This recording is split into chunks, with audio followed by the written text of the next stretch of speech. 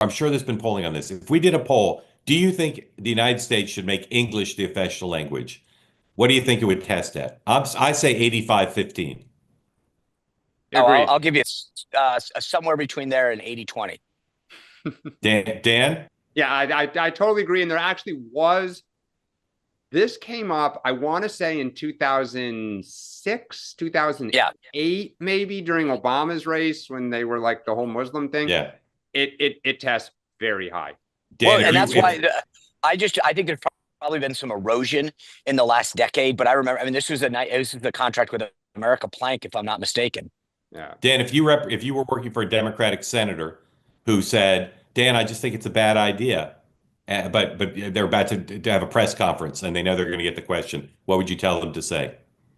There are a lot of things you may think are a bad idea, but on this one, I highly recommend you get on board. I would not try to die on this hill. But enthusiastically be for it or say who cares? Yes, I would co-sponsor it. I mean, I know all the reasons people are going to say you shouldn't do it. Americans just think that, as you know, and let me back up. Most countries think that you ought to assimilate to some degree to your home, to wherever you're residing. And language is one of those things that people historically have said you should speak in some capacity. And so I think it would be a political. I think once again, Dan, you're proving why you're the pragmatic Democrat, because I wonder how prevalent that view would be among the caucus, especially on the House side.